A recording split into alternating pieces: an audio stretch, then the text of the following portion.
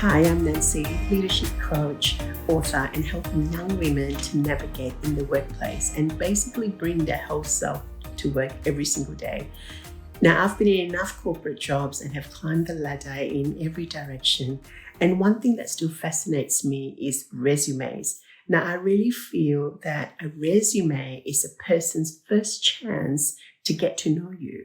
And they are not only reading all about your amazing skills and what you bring to the table, it also gives them a glimpse into how great, for example, your language skills are. Can you even spell, for example? Can you put sentences together? Can you really point out the positives and bring your skills to life? So in my last video, I talked about the 8 things to leave out in your resume. In this video, I'm going to list the 6 things to keep in mind in your resume or add if you haven't already done that. So let's strap in and here we go. Number 1, adding your personal details. I have seen people leave critical details out before in their resumes. So personal details include, say, your name, your phone number, your email, and any other professional website that you have, especially LinkedIn. Now, don't add things like your TikTok account. Now, don't laugh. I have seen that firsthand. I've even seen someone's MySpace account on there. So unless you're applying for a photography job or related jobs where you want to show them your portfolio or you have your own website, I'd just leave it to your professional page like your LinkedIn profile. And yes, see if you can have your name on every single page of the resume. It just helps to freshen the minds of the reader when, say, they're on page 3, which is awesome. They've actually got to page 3 of your resume. And they're just kind of reminding once again, oh, hang on a second, is this Lucy's resume? So it just helps them in that way. Point number 2, a summary experience. Now, your first page of your resume should be very succinct. Give them all the information that you have on one page. So this includes a summary of your education and a summary of your work experience. So regarding education, you just need to add the course you did, where you did it, and what year you did it in. No need to write down all the details of what the course is about or writing down the months. The year is completely fine. And if you're doing a course at the moment that is relevant to the role that you're applying for, just say that you've enrolled in it. Now, in your employment summary, just add your title, the company that you worked at the years that you worked there. That's all they need to know on the first page. If you're working in one of the companies currently, just write, for example, 2019 to current. There's no need to put in the months. You also don't need to state whether you were on a contract role or a part-time role on the first page. The first page is simply a summary, a quick glance of, hang on, how much experience that this person has, where they've gone, where they've had their education done. And that's all they really need to know. The rest of the pages is for the detail. So you can add your contracts, say, on the next pages, but you don't need to do that on the summary page at the front. Tip number 3, the years that you have worked and the status of them. Now, firstly, you don't need to put the months, as I said before, on your work experience. Just the year is completely fine. And if you've worked for, say, 1 year, then just add the year that you've worked in. So just say, 2018. If you start adding things like months, it really can make your resume messy and really complicate it in someone's head if you've got too many roles and you've got too many months saying that 1 year. So it really doesn't matter whether you've worked for 6 months or 8 months, a year is fine.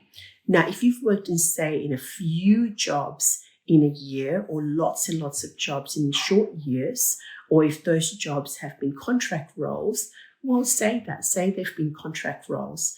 And once you've written the role title, put in brackets that it was a contract role. It gives the reader an understanding that you've moved because you were on a contract a lot. Now, if you weren't on contracts and you simply moved from job to job a lot, this might be something that you just want to be mindful of. It may come up at your interview or the first time that they give you a call. They might say something like, so, we see that you've had 10 jobs last year. might be something that you would need to explain. So between you and me, if you've left those jobs because you didn't like your manager, or you've had an argument with somebody, for example, it might not be the best thing to actually be that honest and say that. I assume you left that job to find a better opportunity somewhere else and to be with like-minded people, and maybe say that rather than I hated my boss. Now, I remember once I did tell a potential employer that I left my previous role because my leader left, and I simply could not continue to work without her. It was actually a genuine reason, and I did adore her as a person and also as a leader. And I felt that it was a valid reason, and they took it at that, which I thought was really great. Now, if I had left because I hated working there, or I didn't like my manager, which, believe me, has also happened to me too, I don't go out of my way to mention that at all. Now, if you've had a big gap in your career, you don't really have to note it in the resume as such, but know that they will ask you. So we've seen a big gap of 6 years. So, can you talk us through that? So they will ask you. But if you note it in the resume, that's completely fine. Absolutely. Employers just get curious, trust me. And it might even be a topic of conversation at the interview. So just tell them, you've had a gap year, or, you were on parental leave. You went on an overseas trip. I'm talking pre-COVID, of course, here. So, that's quite okay. And if you want to mention that in your resume as well, that's completely fine. It actually, sometimes I've seen that in resumes, it says gap year, and it makes perfect sense. So for this point, just, if you've been on contract roles, put it in brackets. You don't really need to talk about the months in detail, just simply state the years. And if you've had a massive gap year, simply write it down in your resume if you feel comfortable. And, there should be no issue at all. And even if it comes up in the conversation, you can definitely talk them through it. Point number 4. Your core skills and your core abilities. Now, when you jump on any Word template, there are some that have the option to add your key skills, capabilities, and abilities at the front page of your resume. It's a really great way to highlight the skills that you have. Now, there are some templates that also give you the option of rating yourself out of 10, for example, on those skills. So, for example, you might add things like time management. You might add things like, use of Mac and PC, customer service, conflict management, leadership, to name a few. So look at the job that you're applying for and pick out the skills in that job and showcase them on the front of your resume. Now, you may or you may not want to rate them. It's really up to you. It is helpful, though, just to note the key things that you're really, really good at. Rating is quite interesting. I mean, I've done ratings before, like ratings out of 10 or a star, like a 5-star, 3-star, 4-star. And in my head, I'm always having a conflict with myself. So should I put a 3-star? Should I put an 8 out of 10? How would they see it? They might see that as a 10 out of 10 or a 5-star. But, I haven't rated myself that highly, for example. So save yourself the trouble and just maybe don't add the rating unless you really feel comfortable to do that and confident to do that. It just adds a scenario in my head. So I've left it out completely. And I also wouldn't add any more than 5 skills. So pick the 5 top skills that you have, especially if it's related to the role, and put them on. Now, key number 5, add your KPIs and achievements. Now, there are some roles that have obvious KPIs, but if you can add an achievement for, any job that you write down. Now, don't just write down what you've done for the job, like, I worked on the register or I mentored people on a system.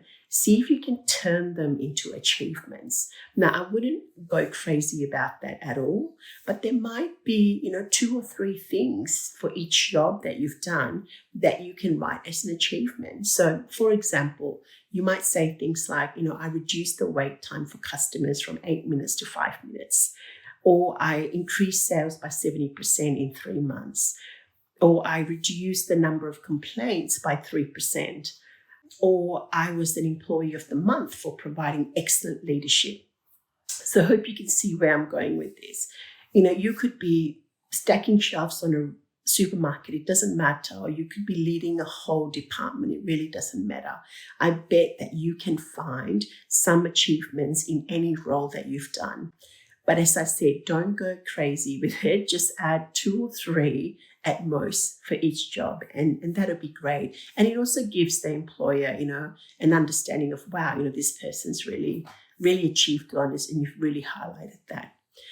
Now, lastly, tip number 6 is that I really like to give each resume a different touch, no matter how small. So it depends on the job, of course.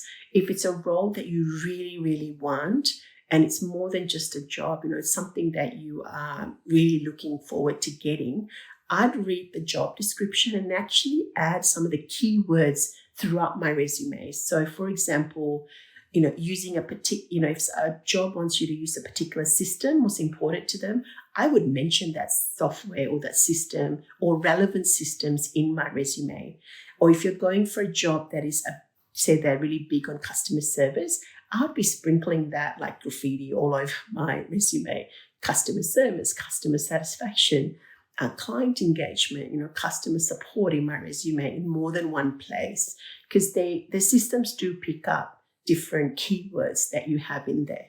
Now, I know it's a bit of work to do that, but as I said, you would do that quite heavily if it's a role that you really, really want. So, why wouldn't you give it all and, really make it count?